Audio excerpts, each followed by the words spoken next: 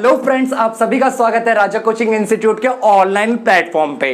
तो फ्रेंड्स, आज जो हम लेकर के आए लेक्चर अपना न्यू, वो है हमारा इकोनॉमिक्स का लेक्चर। किसका है फ्रेंड्स? इकोनॉमिक्स का लेक्चर है और ये एनआईएस के क्लास 12 की इकोनॉमिक्स है। एनआईएस के क्लास 12 की इकोनॉमिक्स है। मैं बता दूं कि इसके अंदर हमारे को इकोनॉमिक्स में जो हमारा मॉड्यूल 5 है, कौन सा मॉड्यूल? मॉड्यूल 5 का जो बुक सेकंड इकोनॉमिक्स की, उसका चैप्टर नंबर 12 को पढ़ेंगे। चैप्टर नंबर 12 को, बहुत ही इंपॉर्टेंट चैप्टर है पेपर की भी दृष्टि से, और इसमें से क्वेश्चंस भी आते हैं। क्या क्वेश्चंस आते हैं? पहले हम चैप्टर्स के सभी पॉइंट्स को डिस्कस करेंगे। इस चैप्टर के सारे पॉइंट्स है, चैप्टर बहुत ही छोटा है, इसीलिए हम इसको एक ही वीडियो में कंप्लीट करने की कोशिश करेंगे। ठीक है फ्रेंड्स, तो चलिए देखिए, चैप्टर का नाम क्या है? अर्थशास्त्र एक परिचय। अर्थशास्त्र एक परिचय, economics and introduction. Economics as a introduction. तो देखिए, तो सबसे पहले मैं बात करूं अर्थशास्त्र क्या है, हमें यही तो पढ़ना है।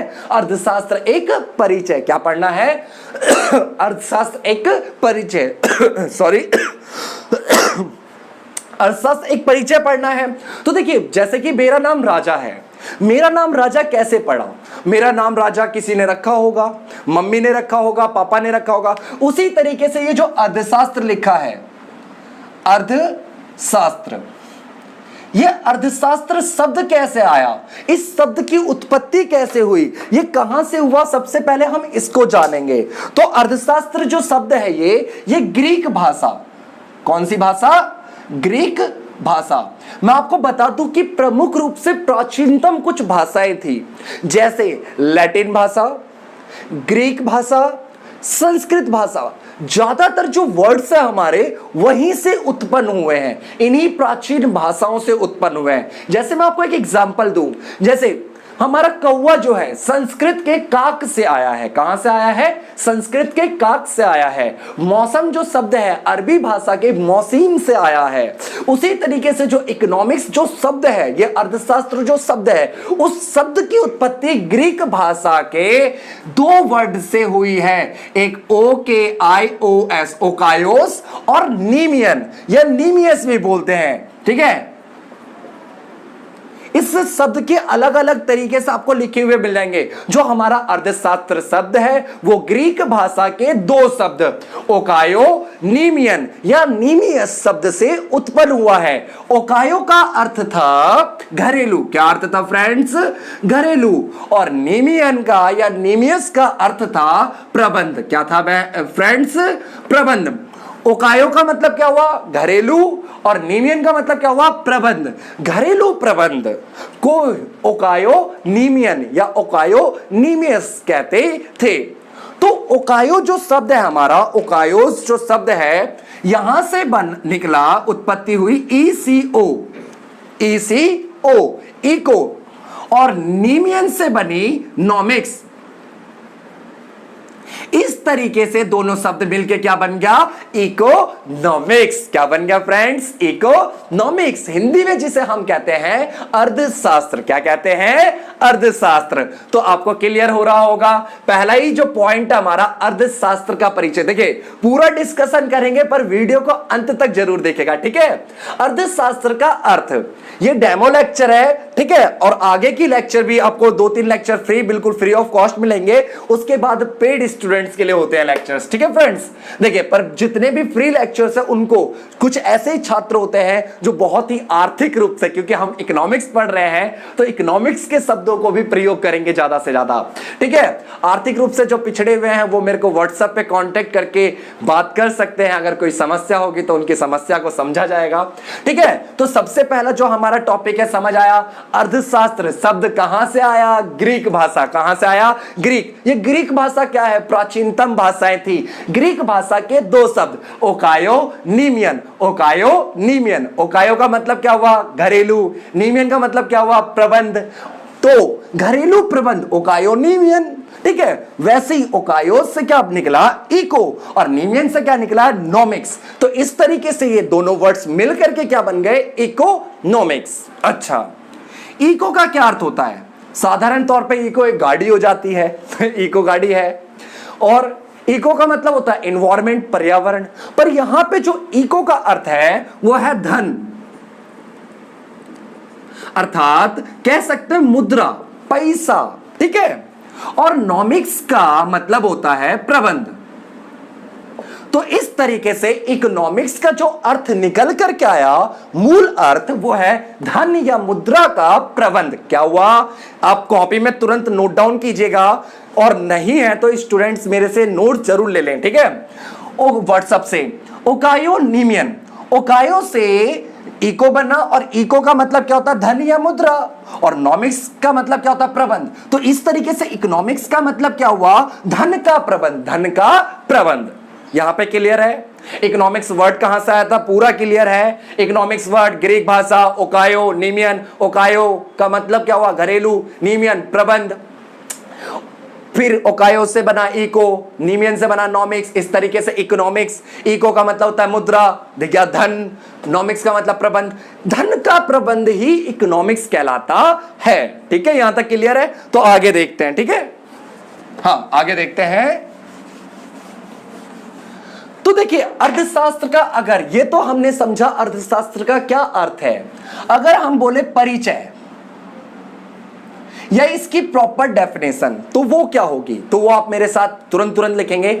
सबसे पहली डेफिनेशन, अर्थशास्त्र आर्थिक समस्याओं का अध्ययन करना है। अर्थशास्त्र क्या है? आर्थिक समस्याओं का अध्ययन करना। अर्थशास्त्र में हम आर्थिक समस्याओं का अध्ययन करते हैं। क्या बोला फ्रेंड्स मैंने? अर्थशास्त्र में हम किसका अध्ययन करते हैं? आर्थिक समस्याओं का। कौन सी समस्याओं का? आर्थिक समस्या है। तो क्वेश्चन ये उठता है हमारे सामने, यह आर्थिक समस्याएं कौन सी है? यह आर्थिक समस्याएं है कौन सी? या आर्थिक क्रिया समस्याओं के साथ आप बोल सकते हो आर्थिक क्रिया का अध्ययन करते हैं। किसका अध्ययन करते हैं? आर्थिक क्रियाओं का अध्ययन किया जाता है। ठीक है, तो आर्थिक क्रियाएं क्या होती हैं? तो देखिए, यह है मनुष्य।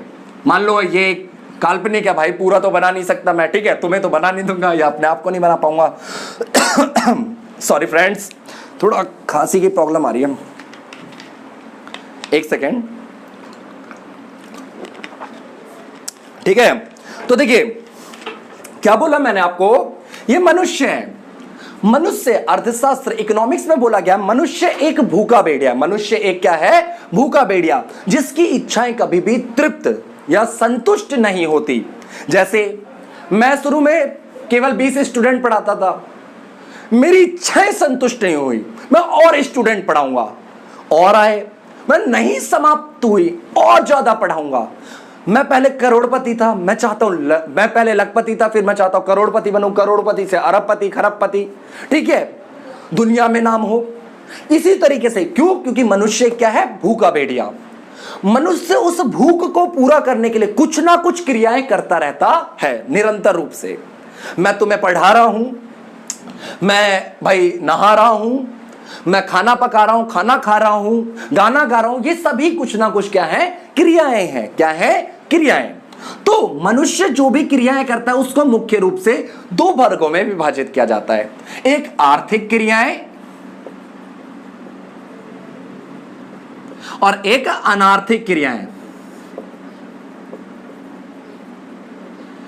ये आर्थिक क्रियाएं क्या होती है? आर्थिक क्रियाएं वे क्रियाएं होती है जिनका संबंध धन से होता है। किससे होता है फ्रेंड्स? धन से, पैसे से संबंध होता है। मैं तुम्हें पढ़ा रहा हूं, पैसे ले रहा हूं, तो मतलब क्या है? धन से। आर्थिक क्रियाएं पैसे से संबंधित है। भंडारा करवा रहा हूं जी, भंडारा, आर्थिक क्रियाएं क्या है? अनार्थिक क्रियाएं। फ्री में भाई, फ्री में कर रहा हूं, अनार्थिक क्रियाएं, कल्याण है। ठीक है, अच्छा, मैं क्या कर रहा हूं? मैंने सब्जी बेच रहा हूं, पैसा कमा रहा हूं, कौन सी क्रिया है? आर्थिक क्रिया है। मैं क्या कर रहा हूं? पानी बेच रहा हूं, पैसे कमा रहा हूं, कौन सी क्रिया? आर्थिक क्रिया। मैं मंदिर में जाकर के पूजा भक्ति कर रहा हूं, अनार्थिक क्रिया है। यहां क्लियर है? आर्थिक क्रिया और अनार्थिक क्रियाएं। ठीक है, तो वैसी अर्थशास्त्र क्या है? आर्थिक क्रियाओं या समस्याओं का अध्ययन करता है, अर्थात धन से संबंधित समस्याओं का अध्ययन करता है। हमने मूल शब्द में भी जाना था धन का अध्ययन करना। तो आर्थिक समस्याएं क्या होती हैं समझो। जब किसी भी अर्थव्यवस्था में संसाधन सीमित हो जाए, संसाधन क्या हो जाए? सीमित, और मांग अधिक हो जाती है, तो उन्हीं को हम आर्थिक समस्याएं कहते हैं। ठीक है, इसके बारे में मैं जो भी हमारा नेक्स्ट चैप्टर है उसमें ब्रीफली डिस्कशन करूंगा आर्थिक समस्याओं पर। ठीक है, क्योंकि अगला चैप्टर में हमारा वही है। तो पहली डेफिनेशन क्लियर है। अर्थशास्त्र क्या है? अर्थशास्त्र के अंतर्गत हम आर्थिक समस्याओं का अध्ययन करते हैं। आर्थिक समस्याएं क्या है? आर्थिक समस्या जब किसी अर्थव्यवस्था में संसाधन क्या हो जाते हैं? सीमित, मांग क्या हो जाती है? अधिक, उसी को आर्थिक समस्याएं कहते हैं। क्लियर है पूरा? ठीक है, सेकंड डेफिनेशन मैं बोलता हूं आपको, ये थोड़ी बुकिस्ट हो जाती है, बुकिस्ट लैंग्वेज हो जाती है। देखो, अर्थशास्त्र की डेफिनेशन की अगर हम परिभाषा की बात करेंगे, अर्थ की बात करेंगे, तो बहुत सारे डेफिनेशंस हैं। अलग अलग विद्वानों ने अलग अलग डेफिनेशंस दी हैं। ठीक है, तो दूसरी डेफिनेशन क्या है? एक इजी सी है ये भी। अर्थशास्त्र के अंतर्गत एक उपभोक्ता, बताऊंगा मैं उपभोक्ता कौन होता है। उपभोक्ता अपनी संतुष्टि को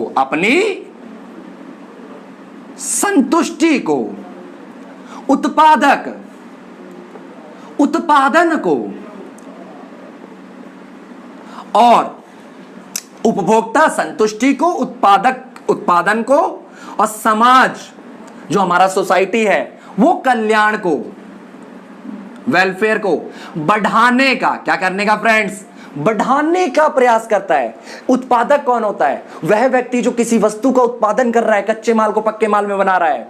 ठीक है, उत्पादक। उपभोक्ता जो किसी वस्तु या सेवाओं का प्रयोग करता है अपनी संतुष्टि को पूरा करने के लिए। समाज, पूरी सोसाइटी। उपभोक्ता क्या कह रहा हूं मैं? अर्थशास्त्र क्या है? अर्थशास्त्र के अंतर्गत एक उपभोक्ता अपनी संतुष्टि को, उत्पादक अपने उत्पादन को, समाज, या बोल सकते हो उत्पादन, या बोल सकते हो लाभ, क्या बोल सकते हो?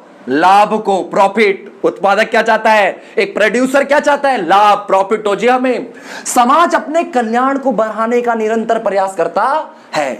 तो यहां तक क्लियर हो गया होगा। अर्थशास्त्र शब्द की उत्पत्ति कैसे हुई, अर्थशास्त्र का अर्थ क्या है, दो डेफिनेशन बताई मैंने अर्थशास्त्र की। ठीक है, अब आगे चलते हैं।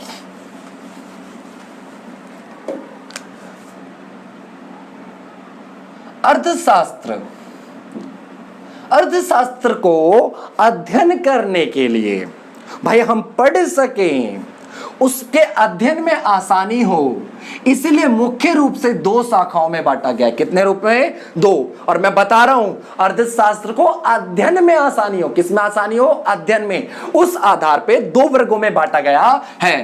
पहला है हमारा व्यष्टि अर्थशास्त्र, दूसरा हमारा समष्टि अर्थशास्त्र। ठीक है, व्यष्टि अर्थशास्त्र और समष्टि अर्थशास्त्र। इसको साथ साथ नोट डाउन भी करते रहेगा, क्योंकि ये जो टॉपिक है ये यहीं पे मैं क्लियर करवा दूंगा। इस टॉपिक से आपको पूरा देखिए 12 पॉइंट जो 3 पॉइंट है, व्यष्टि बनाम समष्टि। 12.4 व्यष्टि अर्थशास्त्र समष्टि अर्थशास्त्र आपस में निर्भर कैसे हैं, व्यष्टि अर्थशास्त्र और समष्टि अर्थशास्त्र में क्या अंतर है, समष्टि और व्यष्टि अर्थशास्त्र के क्या महत्व नहीं। ठीक है, ये 3 टॉपिक इसमें ही डिस्कस हो जाएंगे, ये 3 टॉपिक। ठीक है, ये देख लीजिए 12.3, 12.4, 12.5 इसी में डिस्कस कर दूंगा मैं। ठीक है, ध्यान से देखिएगा। पहली तो बात है, जैसे हमने पढ़ा कि अर्थशास्त्र क्या है? आर्थिक समस्याओं का अध्ययन, आर्थिक समस्याओं का अध्ययन। तो व्यष्टि अर्थशास्त्र में क्या है? यहां पे भी हम आर्थिक समस्याओं का ही अध्ययन करते हैं। क्या करते हैं हम? ये थोड़ा डार्क चल रहा है, दूसरा ले लूं मैं। यहां पे भी हम करते हैं आर्थिक समस्याओं का अध्ययन, आर्थिक समस्याओं का अध्ययन। यहां समष्टि अर्थशास्त्र में भी हम आर्थिक समस्याओं का अध्ययन करते हैं।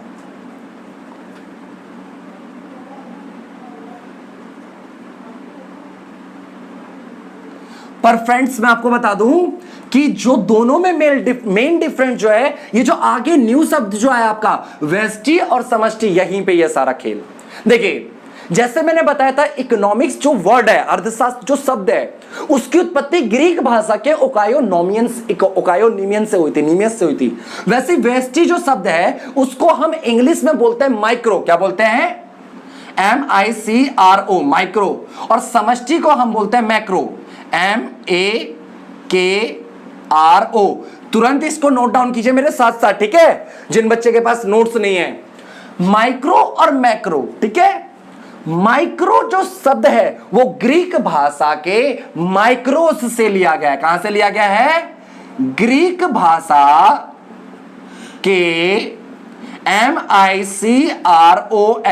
माइक्रोस से लिया गया है। और मैक्रो जो इकोनॉमिक्स है वो ग्रीक भाषा के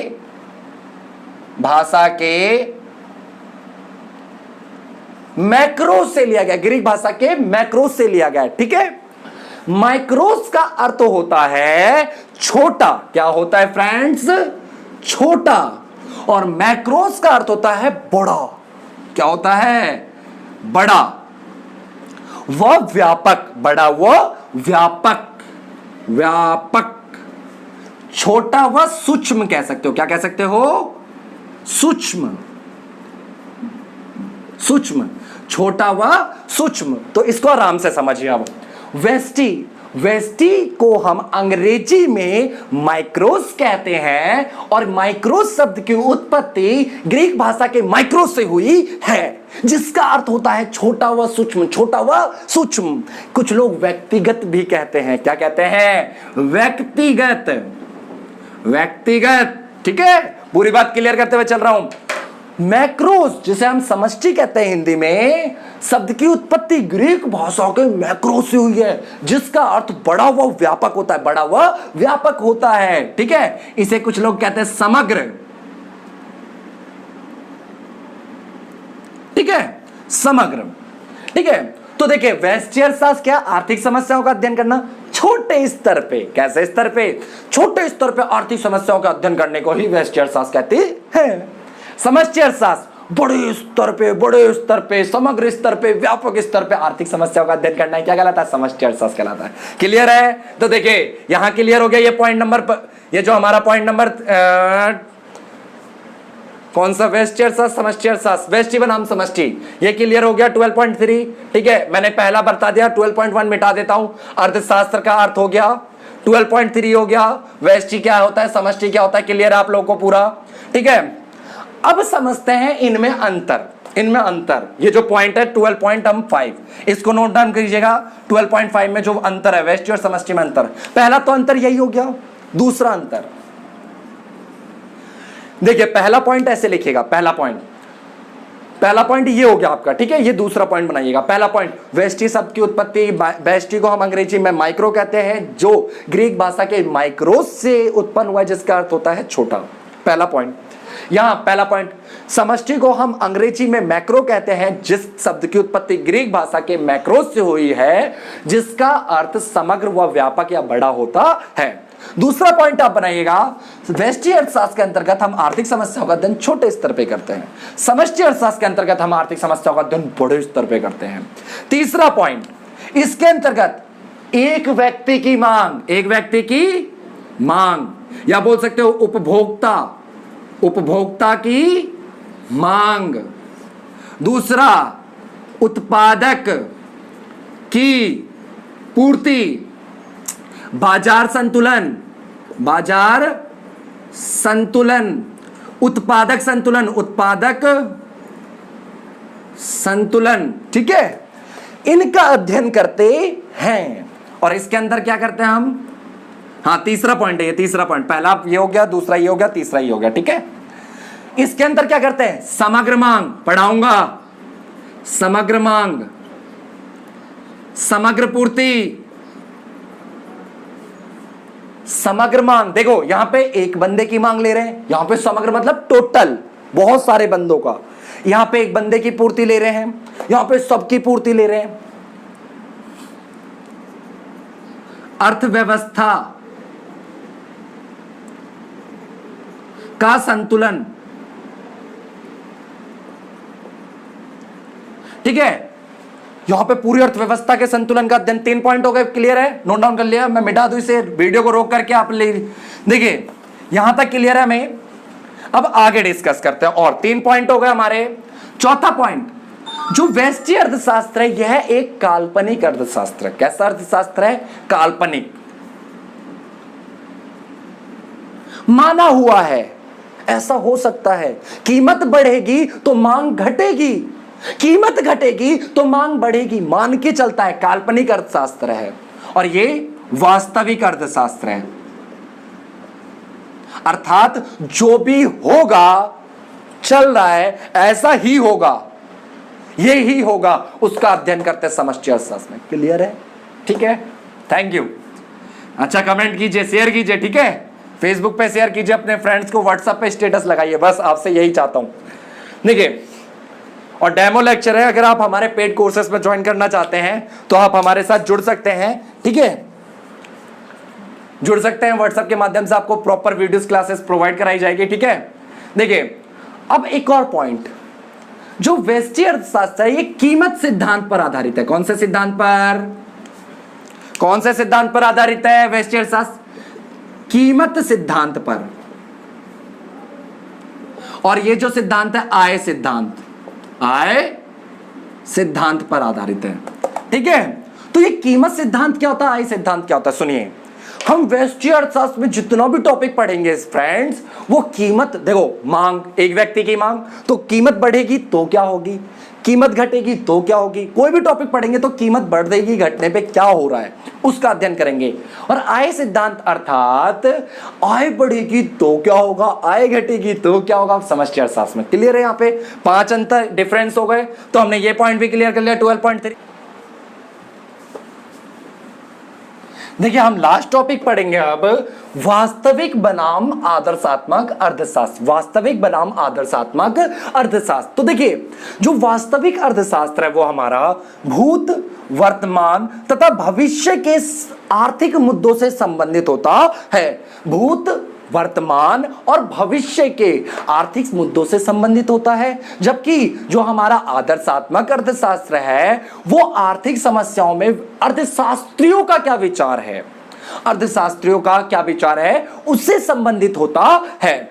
जो वास्तविक अर्थशास्त्र है इसका क्या था, क्या है और क्या होना चाहिए, उससे संबंधित है हमारा वास्तविक अर्थशास्त्र, ठीक है। और जो हमारा आदर्शात्मक अर्थशास्त्र है वो क्या होना चाहिए से संबंधित है।